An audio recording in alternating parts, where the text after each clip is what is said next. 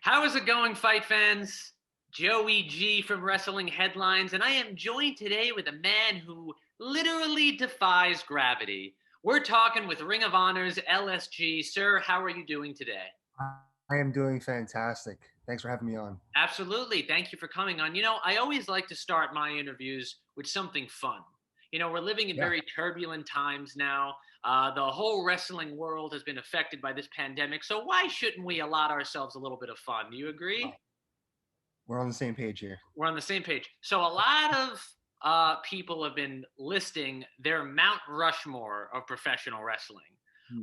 What I would like to start with you is, since you are a Ring of Honor guy, who would you consider the Mount Rushmore of Ring of Honor wrestling? It could be current stars, it could be stars of past, but who would you put on that list besides yourself, obviously? Right. Okay. Definitely have to go with Brian Danielson, Daniel Bryan.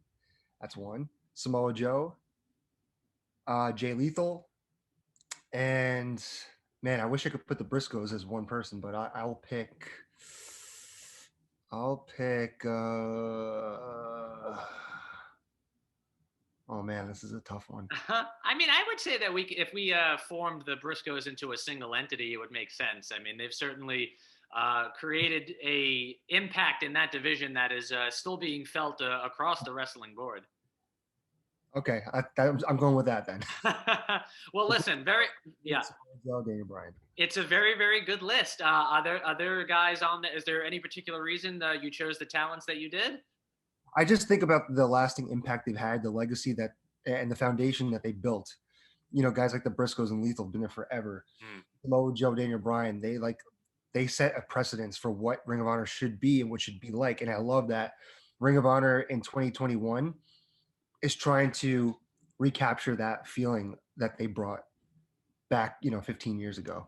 And I think we're doing a good job of it. I think you guys are doing a great job with it. And honestly, if they continue to push guys like you, I think the company's in really good hands because, you got a lot of talent for being such a young man. And, let's talk a little bit about your roots. So you're a trainee from the Monster Factory, which has had an impressive alumni list going to guys from like D'Lo Brown, The Big Show, and most recently guys who you've mentioned in past interviews coming up with like Damian Priest and Matt Riddle, both over in WWE now. Yeah. How would you rate your experience coming out of one of one of the most prestigious wrestling schools out there? Right. I think I feel like my story is very I think it can be very motivating because I showed up at the Monster Factory. I had a little bit of experience before that actually. Sure. Schools. And I remember Danny Cage saying, "Yeah, you'll be all right. I think you'll be a good hand." And then you fast forward and I'm capturing all the championships there and taking my everything I learned at Monster Factory and taking it to places like Ring of Honor and traveling the world. So my experience has definitely been different. I haven't gotten to try out at WWE yet or worked for WWE, but I've taken everything I've learned there. And Danny's so hell bent on making sure people are prepared for a career. And I've taken everything I've learned and I've applied it. And so far, so good.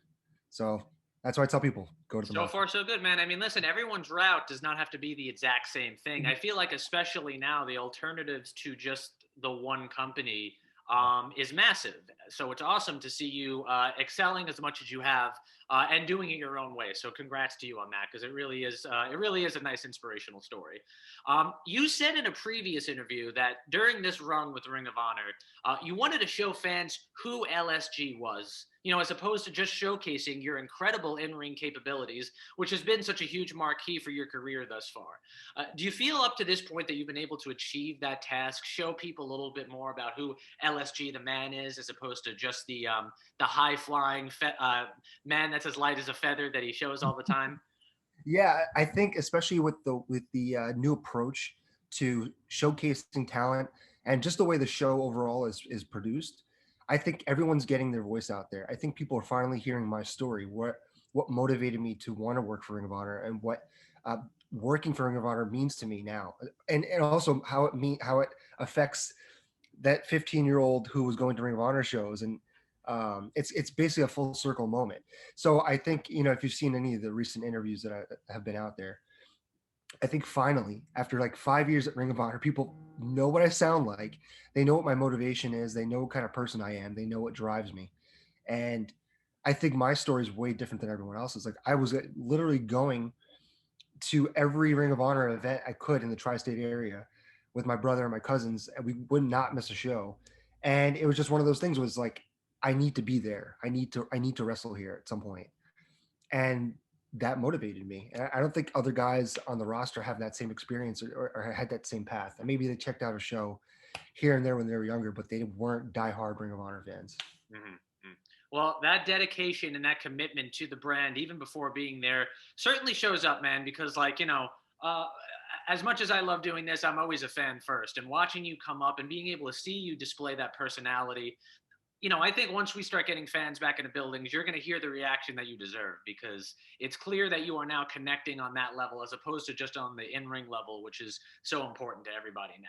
Now, you already mentioned it a little bit, how Ring of Honor is sort of shift back into their old ways. If they brought in, as you competed in the Pure tournament, and they've brought back this idea of the pure wrestling rules. Certain guidelines of rules that that brand's champion, or excuse me, the Pure champion Jonathan Gresham said is necessary for wrestling. You have to have rules so that when people break them, we know to boo them, or it's and enhances storytelling.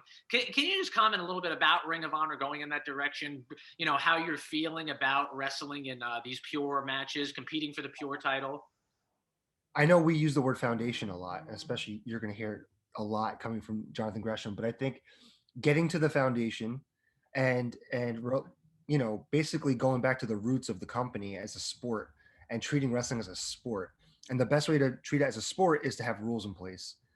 And I think that kind of weeds out the people who can't hang, the people who aren't cut out for what we do in the ring. The demand of like what kind of action and what kind of wrestling we have at Ring of Honor is very, very high.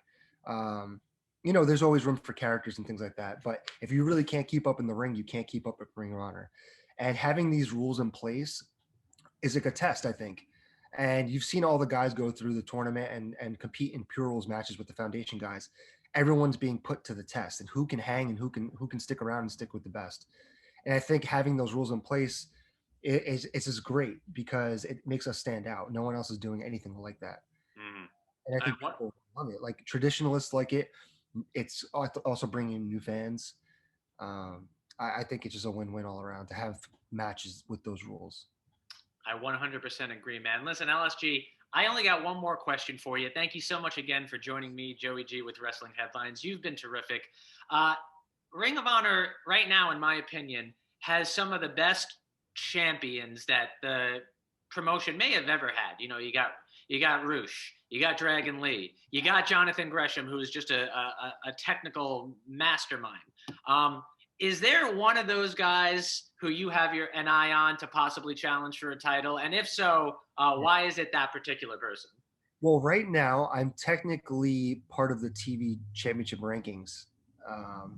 And I definitely have my eyes set on Dragon Lee. That's a match that I've wanted for a very, very long time. I think we would have a banger of a match. And, he's one of the best out there at what he does. And I would love to put myself in a position to succeed and to test myself against a guy like him. He's actually one of the guys I've never been in the ring with at Ring of Honor. So I think it'd just be a fresh matchup. I think it'd be pretty cool. And we'll see. There are other guys in the division like Tony Deppen, who I'm wrestling on this next TV episode this week. Guys like Brian Johnson. And they're all tough, but I think destiny awaits, and it's going to be me and Dragon Lee at some point. Well, they may all be tough, but none of them defy gravity the way you do, my man. And they should all be worried about when they're standing across the ring from LSG. I'd like to thank you so much again. I appreciate the time. Safety to you and yours during these turbulent times. Is there anything you'd like to plug before we get out of here? Yeah, absolutely. So I'm not totally sure when this is going to air, but Ring of Honor Television this week is going to be me versus Tony Deppen in the TV championship rankings. There's a lot at stake right now. And then we've got some awesome stuff coming up with WrestlePro, which is my home company in New Jersey. We're going to Alaska for a 4th tour. We're doing 5 events in 10 days. All of the events will be streamed live on Facebook for free. So definitely check that out in April. I won't be in Tampa with everybody else, but we're going to be in Alaska making history.